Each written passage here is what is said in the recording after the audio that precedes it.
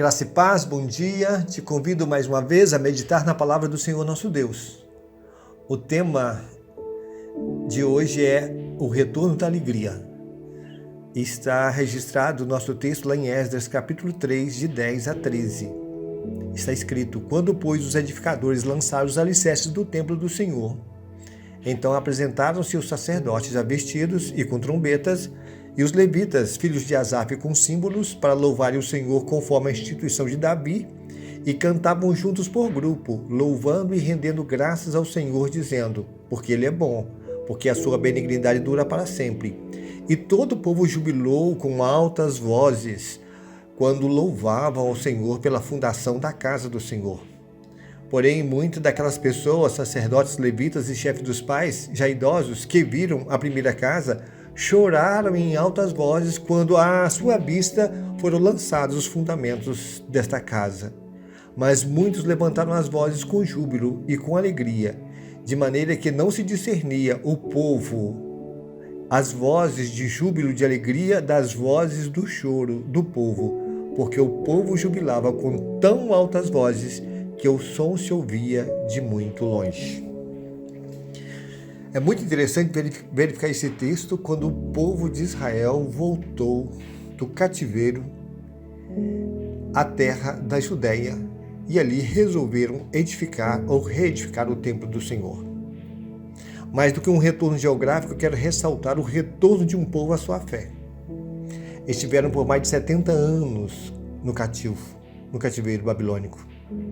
Ao ser exilado de sua terra, perderam o que mais amavam: famílias, cidades, casa, autonomia, cidadania. E também perderam o que mais precisavam, embora talvez não estava dando muito valor. Perderam a adoração, o templo. Jerusalém foi sitiada por 2 anos e depois totalmente destruída. Destruídos os muros, o templo, a casa, tudo. E os habitantes foram levados cativos. Em Babilônia, o povo de Israel aprendeu um outro idioma, uma outra ciência, uma outra cultura, uma outra religião. Pois era assim que os babilônicos faziam. Todas as nações que eles conquistavam, eles deportavam e destruíam suas culturas e suas crenças e impunham a própria crença da Babilônia.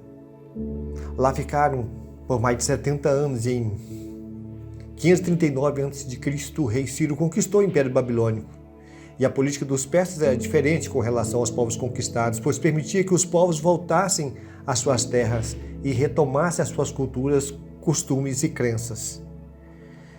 E foi assim que Ciro editou um decreto que todos os judeus que quisessem pudessem voltar à sua terra. Um primeiro grande grupo voltou sob a liderança de Zorobabel em 536 a.C. e se assentaram em torno da cidade de Jerusalém.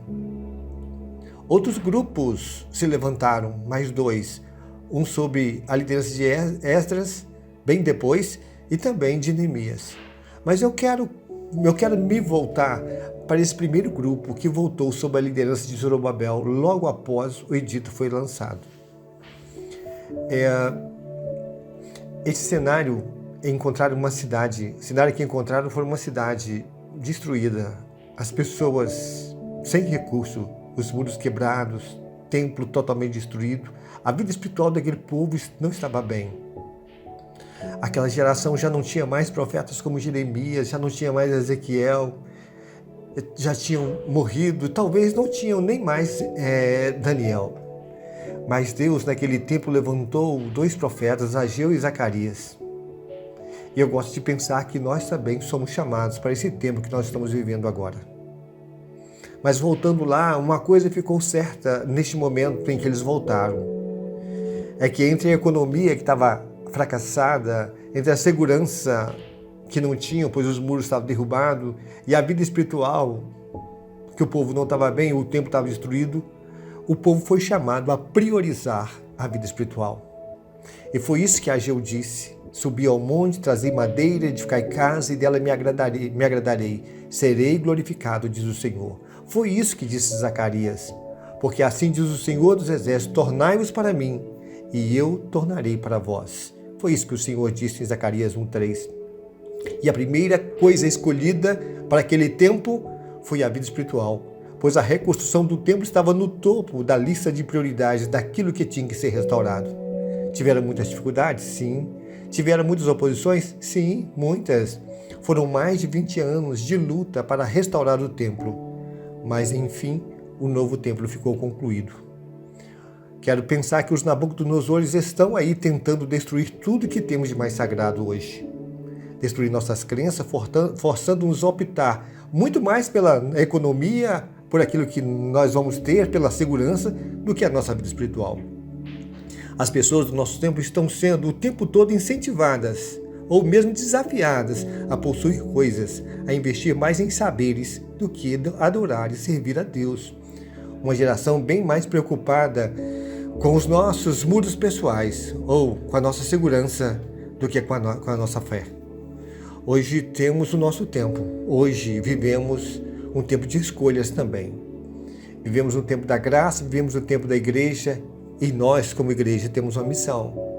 Em alguns momentos vejo que Deus nos está desafiando a reconstruir aquilo que perdemos, quando nosso templo já caiu. Outras vezes nós vemos o nosso desafio é mantê-lo de pé diante de uma situação de tanto ataque. Deus tem levantado pessoas para falar dentro da igreja. E Deus tem permitido pessoas a gritarem contra a igreja lá fora, com o único objetivo de nos despertar para uma vida de serviço e de adoração a Deus.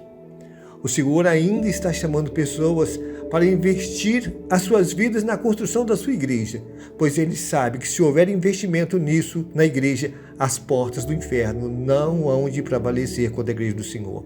O inferno também sabe disso. Por isso ele faz de tudo para nos distrair e nos afastar das realidades divinas. Hoje eu te chamo, te desafio, aqui, como o texto que nós lemos, quando o povo lançou a pedra fundamental, o povo começou quando o povo se voltou para Deus, Deus chegou trazendo a sua bênção. Eu quero te convidar a que o retorno dessa alegria, está no nosso retorno a Deus.